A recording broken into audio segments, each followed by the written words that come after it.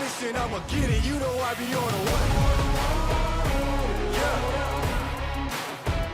You know I be on the way. All right, everyone. I am extremely excited to welcome Steve J Larson to the podcast, the Fight Against Mediocrity podcast today. Been following him for a while and love what he's doing. So welcome, Steve. Hey, happy to be here. Awesome. Okay, dude, just jumping right into it. I've told your story a lot of times without your permission. And so I want to get your permission and hear it from you about how the heck you ended up riding the streets of San Diego on a bike with your luggage on your shoulder, but you didn't have any money and that whole thing. Can you kind of tell us that story of how you ended up working side by side with Russell Brunson? Yeah, totally. I'm shocked. I was thinking about the other day, and that honestly was about 8 or 9 years ago now, which is crazy. It was a while ago, but basically, sales funnels are not a new concept. Funnels have been around forever, way before the internet, of course, but the whole way we think about sales funnels has been around a long time.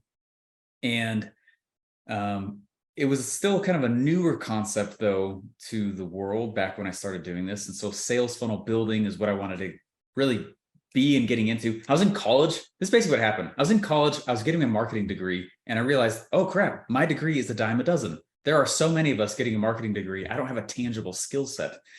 And so I started learning funnel building, and I didn't know what it was. I didn't call it that. We weren't calling it that at the time, but I started trading funnels for just stuff. In fact, funny enough, the laptop I'm on now is still one that I traded with funnels. You're kidding back me. in college. Yeah. And I went and I just keep upgrading the guts of it, but I start following Russell Brunson, and I was like, this guy's awesome. Looks like he can't even shave, but I love him. Let's do it. And I was following his stuff, and he's like, you got to come to Funnel Hacking Live. And I really wanted to come to the first one, but my first child was due around the same day, so I didn't go, obviously. Priorities. So yeah, something about domestic bliss. I went and I was like, I still really don't have the money to go to this thing, though. We were living on student loans. I was in the Army. I'd gone through basic training. I was becoming an officer. I was back in school. And so we were living on bare bones, just super, super bare bones, mostly student loans, and very small Army pay. And so spending $1,000 on a ticket, with the whole, it wasn't in the cards. There's no way. So I was like, all right, well, if rich people ask, how can I afford it? What value can I give the marketplace? And so I decided that, and this is while I was in the middle of my marketing classes, I decided that I would just start trading funnels for plane tickets. And instead of asking to be paid, I would just ask for a plane ticket to the event. And I did that for the ticket. I did that for the event ticket, the plane ticket, hotel nights. And when I got there, it's cool that it worked. That's a story too. But when I got there, we were just poor.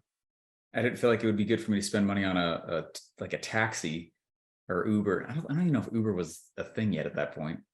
Was it a thing? I don't know if it was a thing. I anyway, don't know. It was around, but I literally just rented one of those city bikes that you could just swipe a credit card with or whatever for because I could get it for $10 or something, and put my luggage over my shoulder and literally rode a bike to Funnel Hacking Live through San Diego. And I needed the bike when I got there because that's my way back. So I hit it in a bush. And what happened though is when I went and I registered, is I was such a nerd in their software by that time. I was kind of that annoying kid that wouldn't stop messaging their support because I was like, can I do this? How do I do this? What about this? And that they knew who I was. I didn't know that. And so I walked in, they're like, name, said Steve Larson. And the guy looks up real fast and he said, are you that guy pulling all the Star Wars ninja crap off in our software? that's what he said. And I was like, I think so. Maybe, I don't know. And he goes, you are. I want you to work here. I was like, what? And I was just registering. And throughout the event, I ended up getting 4 more people from ClickFunnels giving a job offer. And wow. I was graduating college that next Friday, and I was working for Russell the following Tuesday. Wow. It was just crazy turn of events. So that's really what happened. Do you think it was easier or harder to ask for trade versus just asking for money? I think maybe some of how I, if someone's asking you for that kind of a deal, you know, like Yeah. there might be a little bit of extra doors that are open for me because I was doing that, you know? Yeah. Yeah.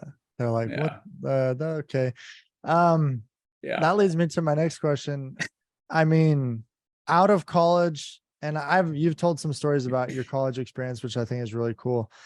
In marketing, because it was very non-conventional, had some of the things that you were able to do. But when you got to work side by side, Russell, like, right, your desks were back to back, Yeah. Like right? 2 feet apart. Yeah. For 2 years, what would you say are the top 1 to 3 lessons you took away from that experience of working with arguably the best marketer in the world? Oof, you know, that is super hard to nutshell. You don't have Because to I got a nutshell, you can mark. share all of them. Yeah. Yeah, sounds good, right? Yeah, you know, I got a marketing degree, but it's obvious that the real degree was sitting next to him for 2 years, of course. But I mean, there's so many of them. Marketing for sure. Well, you know, okay, here we go. Most people don't know that. So while I was building these funnels for people in college and they were working, for some reason, I could never get one to work for my own products.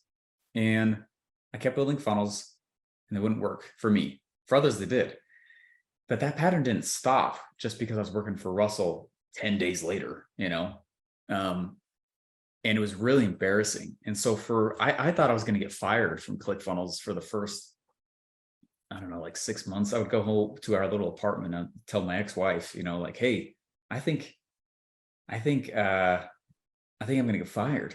And she'd be like, why? And I was like, because every time I deliver a funnel to Russell, he like nukes 90% of this thing. And it tells me to, but then he says with a smile, because he doesn't, he never gets angry, you know? So he's like, great job, 99% destroyed, start over, you know, just like total Mr. Miyagi sand, you know, paint the fence, Yeah. wax the floor kind of a thing. And I remember it took 13 months for me to actually deliver a funnel to him, where I remember the day I walked in, we were finally in the new office by that point, and he looks at me, I'm walking into my desk still across from his, and he goes, hey, you delivered that funnel last night? And I was like, yeah. And he goes, that was the one? I said, yeah.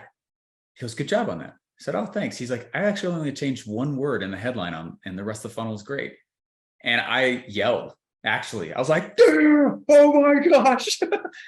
And he was surprised and he goes, what? And I said, dude, I thought you were going to fire me for the first long time. Like I really thought that you were going to get rid of me because I wasn't delivering funnels that you liked. And he had this very shocked look on his face, and he immediately goes, no, you were a good funnel builder from the beginning. I was turning you into a marketer. That was one of the first biggest lessons I ever, well, it was 13 months in, there was many before that, but like, that's one of the most earth-shattering lessons I learned while I was there. Because I was operating under the notion that funnels were marketing, that funnels were entrepreneurship. And while I could not get a funnel to work for myself for the first 6 months, it was now very easy for me to see the pattern looking backwards that I was building funnels and they were good funnels. And a lot of funnel builders and people from that space and corner of the internet are building good funnels. But it took me a long time to just look at what he was doing while I was building the funnel. Because whatever he was doing is what was making the money, and the funnel was just the place we were sending people. You know, I think of it like a funnel is really just like the catcher's mitt for cash. But funnels don't create cash. Funnels collect cash. What creates cash is what's going on pre-page 1 of the funnel. That's marketing, and that's what he was doing. And that was a big lesson. It's a huge lesson. There's a lot of others. So from that point on, this, when he said that, you're like, oh, that's why you were saying this and this and this. Like, what were some of those things that he was teaching you that were marketing that you didn't know before? Certainly some things that were tweaking. We would tweak things on the pages that I would build, but you know, I only had to like totally rebuild funnels from the ground up only a couple times. Most of the time we were tweaking stuff. What he was really having me work on was things like copywriting, you know, headline writing, how to really structure an offer that's exciting for someone to buy today versus tomorrow, you know, salesmanship, closing. It's all those actual skill sets that made the dollar before we all started building sales funnels. How to sell, how to make an offer, how to, all that stuff. And really though, the number one is the art and science, because it's definitely both, of campaigning. Whatever you're doing to create noise and orchestrate little mini events out in the marketplace that cause a lot of cash to come to you in a single day, that skill set. Because too many, and it was neat to observe even from him that something that I say now a lot to people, to just kind of nutshell it, is that Facebook ads are not campaigns. They call it a campaign, but it's really destroying the term campaign. It's, what would you do in the marketplace if no paid advertising existed? Those steps is really what a campaign is. Paid ads is just an accelerant. It's not the answer. But people run to ads and be like, my thing doesn't work because ads didn't work. I'm like, you're doing that out of the order from the first place, But yeah, it was really the art of the campaign, of the true marketer sense, not the paid ad sense, because he doesn't really know paid ads either. Russell doesn't? No, he hires that out. I mean, he doesn't run ads himself. He doesn't really know how. I don't really know how. I still maintain the belief that ads are good and you should get to them as fast as it makes sense, but they're definitely not step one in a new product. To me, they are step like 500. If you can't get it to sell organically, you're not going to be able to sell it with ads. Yeah. It's a messaging problem, not an eyeballs problem. And all ads does is bring eyeballs. Yeah.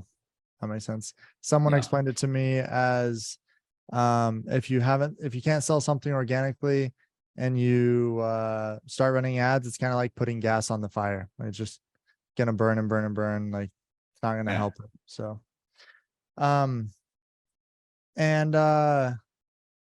you talked about this at Funnel Hacking Live, dramatic demonstrations, right? Yeah. Help me understand, because like when you talked about dramatic demonstrations, and for the listeners who probably have no idea what that means, but you shared one of the, I don't know if you shared this or this is one of the examples Russell gave of when he broke the record for the soccer bubble thing in the Boise Stadium. Yeah. And so then after that, I was thinking like, okay, I got to do a dramatic demonstration for one of my products. And then I was thinking, well, I don't want to go spend tons of money. And so but I know there's a disconnect, because I know you don't need money to do it. And so help me understand that a little bit. Yeah, just for some context for people watching and listening, like where this comes from is when I left ClickFunnels, what was happening was, I wish I had it near me. Actually, I'm not right here. Sorry, I know it's not it's not the prettiest thing for me to be grabbing right now. But okay, right. Oh, wrong one. Okay, never mind. It's not it. Okay, but right when I got to ClickFunnels, he started drafting the first version of Expert Secrets, this book.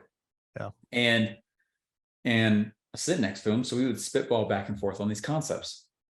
So it's really fun to be there and very involved in, they're obviously his books, but I was very involved in around and helping with all those projects. And well, when Expert Secrets came out, we wanted to sell a program with it, like a coaching program. So we went and we did the first sale of it. And I remember it made $1 million in 3 weeks. And it was 675 students. And I was the only coach. And so many backstories, so many scenarios, so many does it work for me's, and well, who's my dream customer? I mean, think about how many industries alone that represents. And so I like just total baptism by fire, right? You were the only coach for 675 people. Yeah. Different industries. Dang. Yeah. And it was that way for about a year. This is before the One Funnel Away Challenge ever existed. And what I got a front row seat on and was in the weeds of all the time. So I was doing these 4-hour live sessions, coaching sessions every Friday, 4 straight hours, just answering questions and helping people install Expert Secrets in their business. And what was cool is I got a front row seat on there's always the same few things people get stuck on. And that was very obvious, an obvious pattern. if I didn't see a pattern after 600 people, I'm definitely an issue, but there was definitely patterns in what someone would struggle with. And not surprisingly, one of the first was their offer. And I promise this ties to dramatic demonstrations. No, I love this. What happened was I was coming out of a coaching call one Friday, walking out of the little sound booth that I used to do it in, walking back into the office, and Russell's like, "Hey, got another funnel on your plate. I already announced it. I've already told everyone it's at 2 p.m. I was like, "Oh, cool. Get to build another funnel in a day." Sweet. And just crank it. But he said, so he goes, "You really like teaching that offer stuff, don't you?" And I said, "Yeah, I think it's so fun." And he goes, "I'm really glad, because I don't like teaching that part." It's like, "Really?" He goes, "No, I don't like doing it. I'm glad that you like doing it. Lean into that." And I was like, "All right." So when I ended up leaving my job, shortly after that, I got a message from him going, "If you don't become the offer guy, someone I don't like will. Please plant the flag as the offer guy." So I went out and I started being the quote unquote offer guy, right? And helping everyone with their offers. But what happened is if you're going to walk around and be the offer guy, who does that attract? People who don't have one. So that means you're not attracting actual companies, and you start getting some of that poopy pants mental syndrome. You know what I mean? Like, not to throw rocks at it, but like, No, it's real. It's so real, right? They're like a brand new person who's never really done much, and I'm not throwing rocks at it, but they're like, how many times do I still have to answer, is this going to work for me? You're right. You're the one out of thousands that it's not going to work for. You're the special child. My gosh, just freaking do it. So Yeah. I got a little bit like, I get frustrated with it. And so what I started doing was shifting towards the offer launch guy. That was attracting someone who's more seasoned and had an offer and usually some sales under their belt. And what I started doing was, again, this was Russell, this is probably 3 years after I left.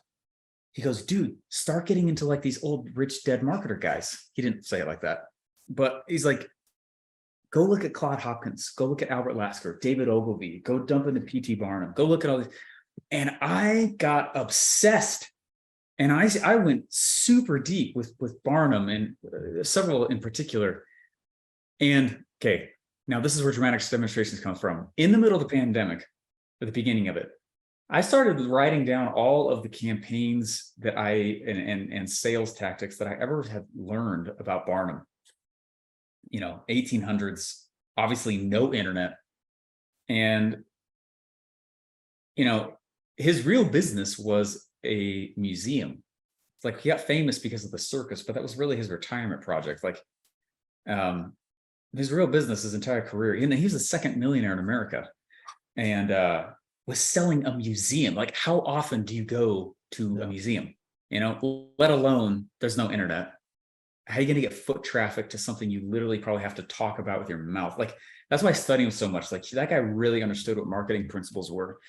And so anyway, early 2020, I started writing down all of these campaign styles that I had ever learned about Barnum. And I started noticing that there was a similar move that he was making in all of them. It was like the similar first move. There's a huge whiteboard full of just tons of different one-line stories. Oh, remember that story. Oh, remember this story. And as I started looking down and I wrote down the steps, the major steps in each one of these, I was like, holy crap, it's like the first step usually on every one, usually the second step, same third, same fourth. And it came very clear that he had a formula or framework that, and it's not surprising, of course, but every time he was launching anything, he would go follow this framework. And then I remember one day we were dropping some, Russell was pretty close to me, or I lived close to him. And I was dropping something off at his house. So I was over at his house and I was like, dude, I've gone really deep in Barnum. And I found a pattern in how he would approach the market every time he was launching a product. And I started talking to him about it, and he goes, "This is really interesting." And the way it usually works with Russell is that, like, you say something to him and he goes, "Oh," and then 6 months later it resurfaces. So like 6 months goes by and he goes, "Dude, you've gone so deep in Barnum. Do you want to co-author a book together called, and I said, "Sure." I was like, I'm not trying to like have some imposter syndrome here, but are you really asking me? He goes, "Yeah." You're almost probably one of the guys who's gone the deepest on Barnum. One of them, Joe Vitale, definitely went deeper than I did. Big fan of Joe Vitale. If you ever listen to this, we should hang out, Joe. But Was that the first time you'd seen him at the groundbreaking? yeah, it was. Yeah, that was cool. Yeah, it was really cool. But so I was like, Russell, what this really is a formula for how to campaign. And he goes, that's true, but since people think they know what a campaign is, they will dismiss it. So we need to rename it. I was like, that's true. So he was going through some Dan Kennedy stuff. Is this backstory okay? I know this is a long backstory. No, I love this stuff. I mean, this isn't the stuff that you're gonna get like anywhere else. So this is what the listeners want. This is awesome. Cool. So Russell was going deep on Dan Kennedy stuff, and he was reading some of the old faxes, because Dan Kennedy still faxes. And he was reading these faxes, and he came across this phrase that Dan Kennedy kept saying, which was dramatic, either presentation or demonstration. I don't remember which one it was. But funny enough, the .com is available. So he bought it, and he's like, dude, we're calling it dramatic demonstration. Let's go on stage together and talk about this. And so for, a 10-minute backstory here for the listeners, what it is what we taught. No. Go ahead. Was that presentation a dramatic presentation for the book, Dramatic Presentations? Yeah, we did the same move was done with .com secrets, expert secrets, and traffic secrets. We always teach the book at an event before you ever write it. And that way you're able to, you get feedback, something that you think as the author is cool, but ends up being really complicated. It's so funny, you think it makes sense to everybody, and then you teach it and you're like, it's so simple. How come you can't get it? Yeah. And then you're like, I gotta expand here. So it's literally one of the ways we use to let the market tell us how to sell it. That's genius right there. That was one of the reasons why we did the speech. It was the conscious decision. I'm like, let's go on stage. Let's go share it. Let's see how it's received. And I was preparing the speech 6 weeks beforehand or something like that. And I sent him a message and I said, what if, because I have a life-size cardboard cut out of Barnum, just for fun. Huge backstory there. But I was like, dude, what if we gave P.T. Barnum an honorary 2 Comma Club award on stage? He was the second millionaire in America. So that's why we did that as well. And brought out the cardboard cut out of him. But so what that speech was about was, I just really truncated it down to about 5 steps. Here are the 5 different distribution channels based on old rich dead marketers that we can be doing today that are really what marketing is. And you obviously remember, but I'll just say for everyone else, but I started that out by telling everyone, I don't really believe there's any such thing as internet marketing. There's no such thing as internet marketing. It's a trap to believe so, because it comes with a notion and an assumption that any kind of marketing must involve the internet, and that marketing needs the internet, when that's not true at all. There's marketing, and then there's the internet. And when you study these rich dead marketers of what they had to go through to launch a product, it's actually easier to understand what marketing truly is, and realize that the internet is just a really amazing distribution channel. That's all it is.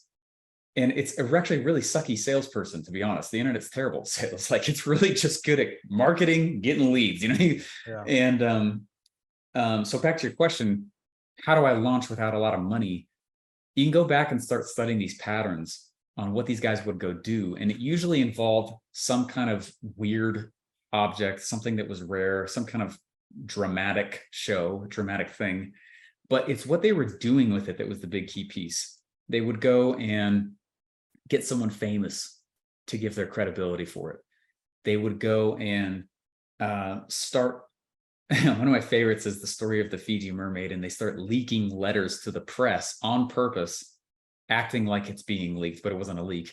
Wow. And they're doing it from all these physical different locations around the state to make the appeal and the notion that it's a really big topic, when really they're the only ones doing it. And that way the media is like, the newspaper was like, we should maybe start looking into this, but they don't go for the kill shot yet.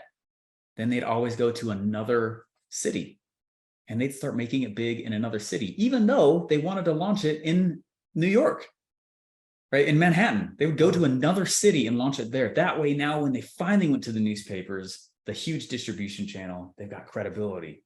they've warned the media, the newspapers, that something's coming. It's been somewhat launched and talked about in other newspapers in other cities. They would be dumb to not write about it in the Manhattan newspapers. And so they would, it's almost like, it's like these total media takeover moves that these guys would go do over and over and over again. So that's really what it's about. And I'm sure there's some expenses in it, but for the large part, it's just clever orchestration. It's really all it was.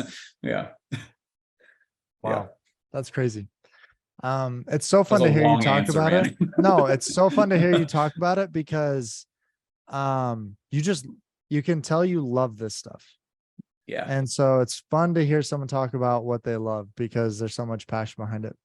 Kind of like going back a little bit, how did you know it was the right time to leave ClickFunnels? Great question. Yeah. There's a few reasons. It was, for the record, and Russell knows this, and I'm not trying to be weird when I say this, but like when you go through some garbage together, you get really bonded. It's one of the ways people connect. And I don't know that I don't want to say I'll never start a software but I've been really slow to start a software because of how hardcore it was over there at the beginning. Wow. Like when I got there was 20 employees. When I left, there was 400. Wow. You know? In 2 years. Dang. In 2 years, there was 14,000 users at the beginning. And then when I left, there was over 60,000. Like what we did, like, it was hard, man. It was intense. And so there was an element of it where there was definitely some burnout for me. There was another element where I realized that I was starting to discover my own methodologies on marketing. And not that they competed with Russell, I just didn't want the market to be hearing two different messages. And I knew that it's time for me to start developing my own tribe. And I also told him, which I'm so grateful he totally understood. He's like, as I said, I just know my personal growth requires it, so I'm going to do it. That was kind of it, honestly. So, yeah. You have a phrase that you use where it's like, maybe it's just as easy as like, there's no growth in the comfort zone, but like, that's your, oh no, it was, make it hard, coach. You Tell do us know about that. Yeah. All right. Yeah. It actually comes from the Army. So when I was going through basic training, which is a joyous experience always. And there was a moment. So I went in the middle of winter, which was not advisable if anyone here is planning on enlisting, because they use it to their advantage. And, so, I mean, I remember it would literally be blizzarding and you shorts and t-shirt for they just leave you at the stance of attention for literally the whole day. You can't move or shiver. They yell at anyway, whatever. But so there was a day though where we were practicing taking over areas, right? And it's like, all right, you and your, they call them battle buddies. You and your other soldier partner. Basically, they always put you out in twos, so you always have someone's back and they have your back. Okay, you and your guys, Larsen, you're going to go over this side. You're going to go over here. And we're just practicing in slow motion how to take over and fan out an area and control it and secure it. And to do that, though, you dead sprint and M16, you go dive on the ground. Well, there was like 6 inches of water everywhere. And it was the kind of water where it was sleeting. Like it was so freaking cold. It was 33 degrees out, barely above freezing. And we just had to lay in the water for about 6 hours. And you start doing the shivers, right? And then your body starts to go numb and the blood moves from your extremities to your organs. And then you stop shivering. And that's when it gets a little freaky. So I was laying there and you just practicing laying there, right? And hand and arm signals and all that stuff. And I remember this moment, like, what did I do? Why am I here? And I remember this little inner self-talk that popped up. I remember everything about the scene. I could paint it. Like, it is so vivid. Wow. Because it was this moment, this guy that was laying next to me, and you interlock your feet so you can talk to each other by wiggling your foot without using your mouth. And so we're wiggling feet back and forth. Looks like you're playing footsie, but you know, it's for a good reason. And to be quiet. And he's shivering and I'm shivering and my lips are going blue. Everything's changing, you know, and you just, man, pure mental game, and you're out there for a long time. And I remember realizing that although I couldn't control the environment, I could control my reaction to what is happening to me. And so as soon as these drill sergeants like left, what would happen is they would leave you places just to see how long you could stay there, you know. But as soon as they left, they went back to, you know, our barracks or something like that. We're all just laying out there. I stood up and I started jumping around in the puddles and playing in the water. And was pissed off all the other soldiers. Shut up, Larson. Can't repeat nearly what they were all saying to me. Like, shut up, I'll kill you in your sleep. Oh my gosh, this is not fun. I was like, wow, make it hard, coach, right? A lot of them will say you can't smoke a rock. Can't smoke a rock, drill sergeant. And so I was, make it hard, coach, make it hard, coach. And I learned something so key that day, that my environment can be level 9 suck.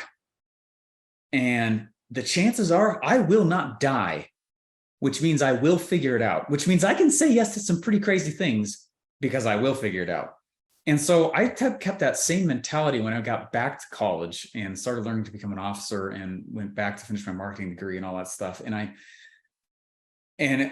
that's one of the reasons I started getting straight A's, which I did not do before that. I failed out of my first semester of college. Like, and I was like, make it hard, coach. And I don't know why that just stuck with me. And I always kept that with me. And so when I started working with Russell, he was very shocked by this behavior.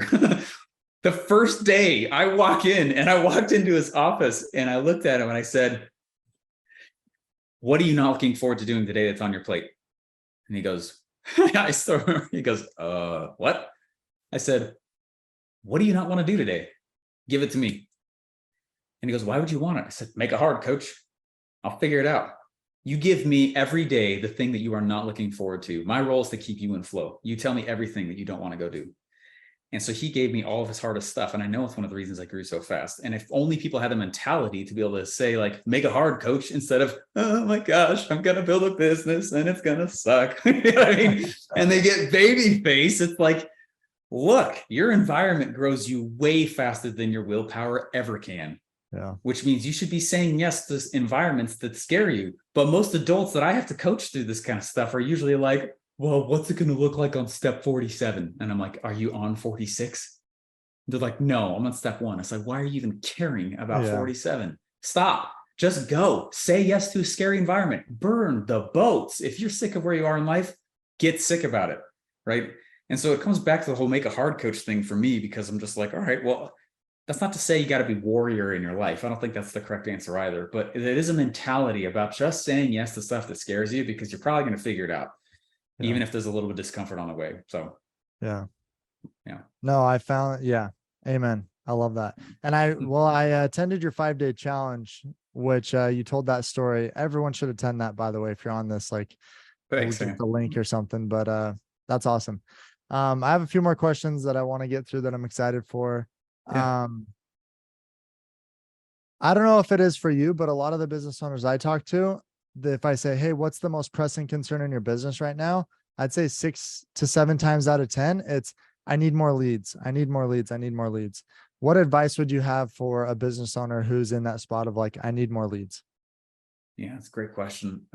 This is actually why I'm speaking at FHL again this next year, as because of this. Oh, well.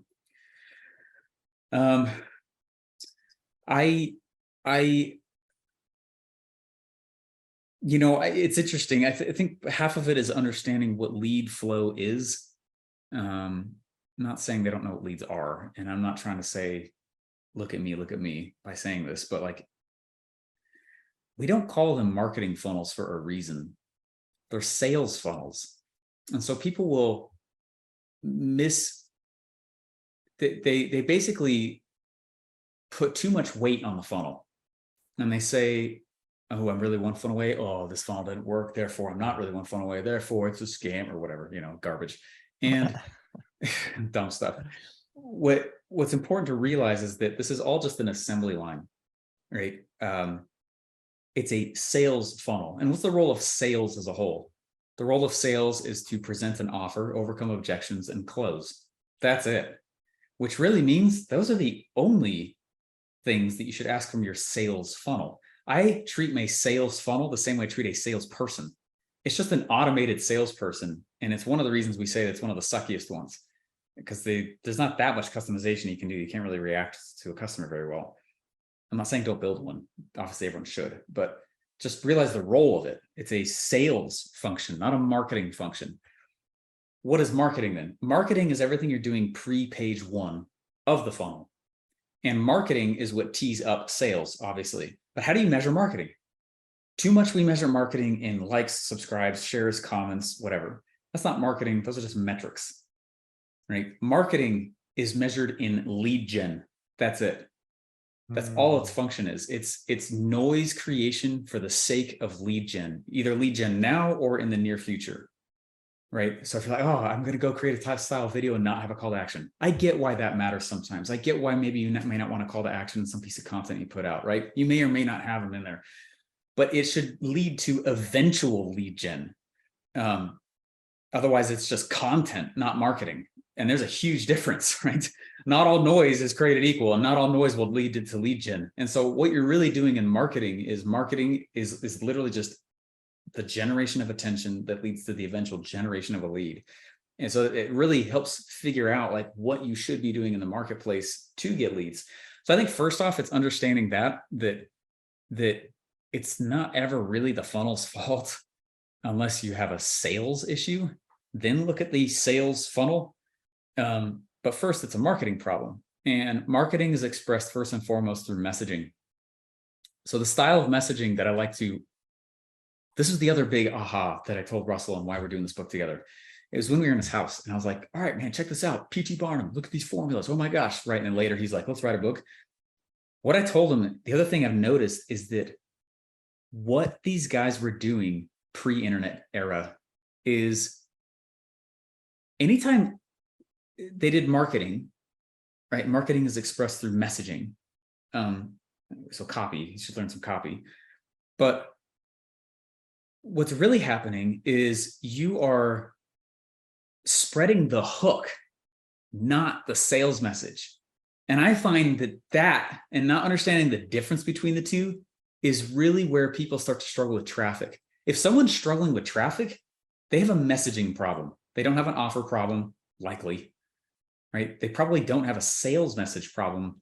What they have is a hook problem. And a hook is very different than a sales message. And so I was telling Russell, I was like, dude, check this out. Every time these guys went out and did any kind of campaign or dramatic demonstration, as we're calling it now, right? Out in the marketplace, they were never saying, they weren't going into the newspaper writing their sales letter. They weren't going to the newspaper telling the newspaper what their offer is. What they were talking about is the hook. And so I went down a rabbit trail, as you can tell, I have the habit of doing. And I was like, what is a hook? Because every time I ask somebody what a hook is, they always tell me it's like, oh, it's the thing that grabs attention. And I was like, I could kick you in the face and it would get your attention, but that's not a hook. Like we need a better definition of what a hook is. You know, what is a hook? And so the best way I've come to describe this is that when you think about it, what a sales message's job is, the role of the sales message is to sell what? The offer. Oh, cool, right? Sweet, Steve, real inventive. Like, duh, right?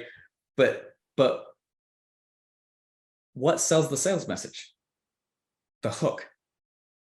So you're not going to the marketplace talking about your offer. You're not going to the marketplace talking about your sales message. You're talking about the thing that will sell somebody into consuming your sales message, which will then sell somebody into consuming your offer. And it's in those three steps: hook, right? Then the sales message and the offer, right? That's why we say hook, story, offer. But too much people don't realize that when we're doing ads or we're doing content or we're doing interviews or we're doing anything out on the internet that we might call marketing, it is not involving the sales message. It's literally part of the sales funnel. What we're talking about is the hook, right? And so the way you write hooks is honestly, truly, first and foremost, it is square one planted in the emotions. It's not logic. It's too many, I'm not saying you can't have logic in hooks, and that there's a place for that and that works, but I feel like that's phase 2 of hook writing, especially phase 2 business owners. So the best place to start, I feel like, is to write emotional hooks based on what you want them to be going through in their life at the time that they hear your sales message. So that's why I'm going to be teaching it at Funnel Hacking Live this year, is that formula. Because I created a formula that I've been using on my clients for about 4 or 5 years now. And I didn't realize I was doing it until about 3 years ago. And I taught it to the Category Kings group. And then Russell, he was like, dude, FHL, you got to teach that. I was like, dunzo. I think it's the missing piece. So I know this is still a roundabout way of answering it, but by realizing that most of the time what a business owner has created is just a sales message, and what they're spending advertising money on and what they're doing their content about is the sales message. When you ever like pitched somebody, I'm sure you have, I have, and I'm sure anyone who's listened to this has had this experience. You start pitching somebody and they're like offended by it, even though they kind of like asked a little bit to hear it, but they're like, right. And they start kind of falling off, and you can tell already you're 10% into the sales message and they're like offended, right? Mm-hmm. Yeah. Super awkward. Yeah. Why? It's because we didn't ask permission to share it with them. We have to ask. It's common now in our world, right, that we ask permission to pitch the offer, but you still have to ask permission to give them the sales message. What's giving the permission? The hook. And so it's in this line, it's in this assembly line piece. And what people should be doing is basically writing things out on the internet or wherever they're using the internet, right? They're using the internet to distribute a hook, which is basically to say, hey, are you in this amount of pain? Are you experiencing these types of things? And that's a terrible hook example. Let me give you a real example. There was I have no idea if this .com is still alive, but I have tremendous respect for this individual. This is one of the hooks that I'm trying to choose one in my head. Okay, this one. This guy did great with this. He made a lot of money with this. This is a client of mine years ago. This is a gentleman. I was interviewing him, and I was like, hey, we got to come up with a hook for your thing. And I said, who are you selling? And I'll choose a non-money making example. So they're really easy to do with money making once you kind of see the formula. But I was like, all right, check this out. Like, who are you working with? And he goes, well, I help specifically women who feel that the sizzle has left from their marriage. Already a spicy topic, right? I said, all right, what kind of things are they buying to solve that already? What are they kind of secretly resenting? Tell me more about what it is you need them to know prior to them being considered a dream customer for you. All right, and I asked all these questions, and I'm going to try to remember the hook off the top of my head, but this is what I wrote.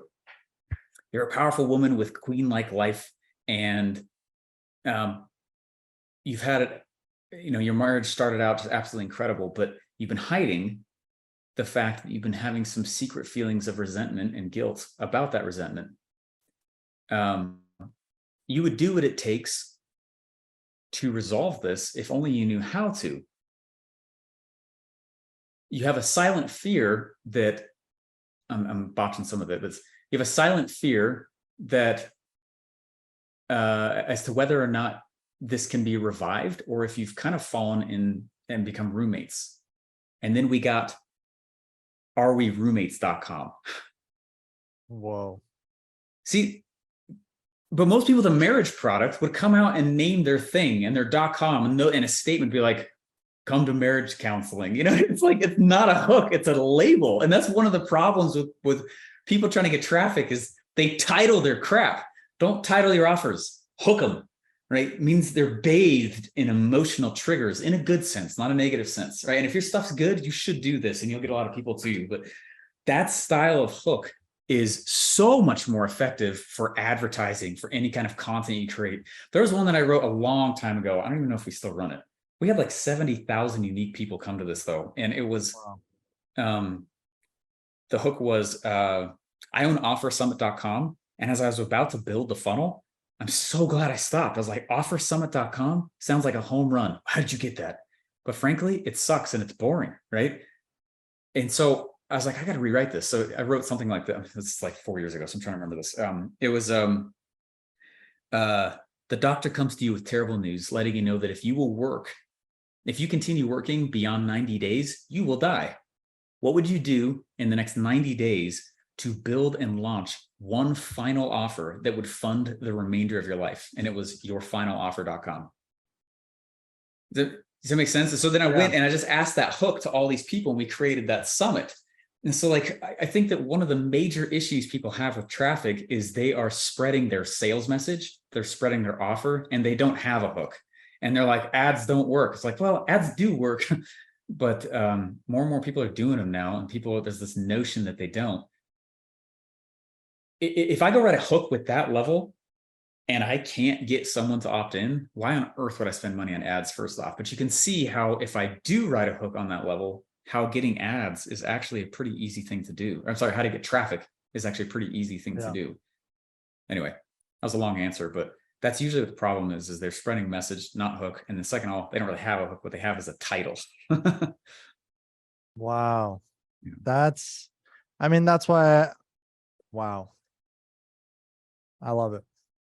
I'm going to go re-listen to that multiple times. You talked about that too in your 5-day offer challenge, but for some reason it hit a little bit differently right there. Yeah, cool. That's awesome. We're coming up on time. This has been super, super incredible. I thank you so much for being here. You answered a lot of the questions already, just as we've been talking, which is great. But I want to ask just 2 more questions. The last one's a short one. You've been a little quiet for a while, I guess, and I'm using your words, but what direction are you taking your business now? Yeah, great question. And I'll answer these faster. I obviously get really passionate about this topic, so I talked for a while on that. Hopefully it's cool for all your listeners.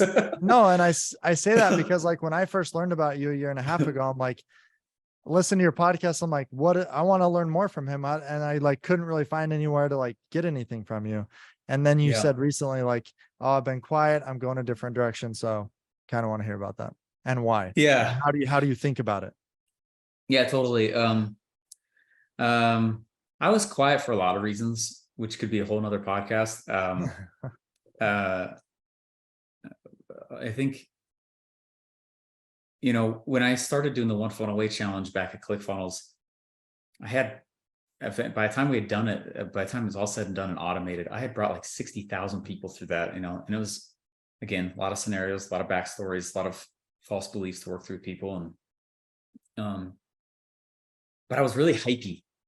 I'm not sure if you ever met Hypey Steve. Did you ever meet Hypey Steve? I don't think so. Okay, good.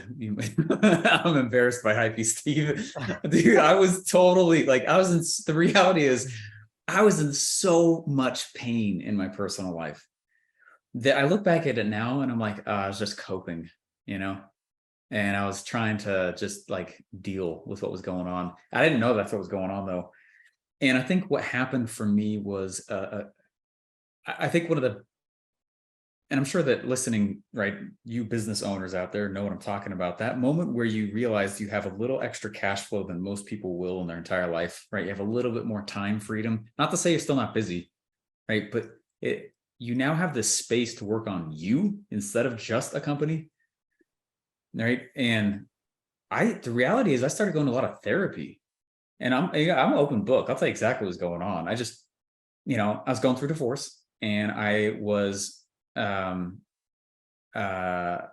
like I had to relate to the marketplace because I kind of felt like I was being taken advantage of a little. And I also had to figure out, like, I'm the age that Russell was when he thought about ClickFunnels. And so I'm like, and again, hopefully it's not a conceited statement, but I'm like, I know I'm smart enough. I could go do that. What's my ClickFunnels? And so I took time to slow down in order to speed up and be like, what is my focus for the next 10 years? And what I realized it really is it's the capitalist pig. It's all this stuff that for this capitalist pig movement thing that I've created that has really taken off, and it's been fun to watch. And I'm like, man, I got to go be like a Joe Rogan for capitalism in this nation. And I got to piss off some more socialists, which is not hard. Just have any goal, know? And that was really what was going on for me. And I guess the lesson would be to everyone else is just, leave space for the reality that your business really only grows to the level that you do. And that's the cliche, but it's so freaking true. And it's okay to be going through some personal junk and reinvent everything. So I shut everything down at the end of last year and just rebuilt everything from scratch. So that's really what's going on. But yeah. Well, the powerful lesson in there is to think in decades, right? Like, what am I going to do for the next 10 years? And when you dedicate something to that, you can make the next ClickFunnels. Yeah. So, yeah. I lied. Now there's really only 2 more questions. Go really for it, man. No, I'm good. We got time. You've mentioned a lot. And the more I'm in this, the more I coach business owners, the more I'm like slapped in the face with the same reality of like a lot of starting a business is just mindset, because you do think like, can I do it? Why can't, well, someone else is already doing it. I'm not going to do it. And like, no one's going to buy my stuff and everyone's going to like, it's just like, no, stop, just do it. Like, and I know you were very smart, and I'm in this too of like, well, I'm just going to work with people who have already launched an offer, and then I don't have to deal with that as much. But when you are talking to those entrepreneurs who are in that, like, just mental blocks or keeping them back, what do you do, or what do you recommend? What do you say?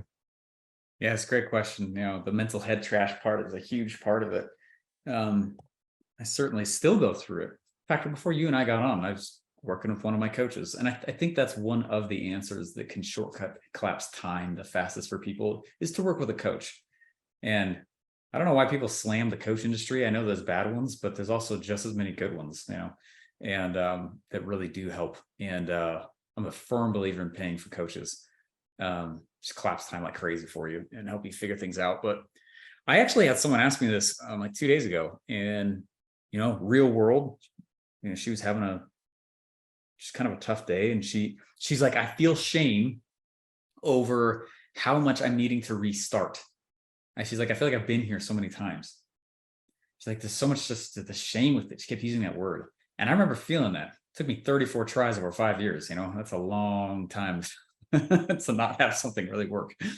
People thought I was crazy. Understandably, I would think I was crazy. I probably am. But I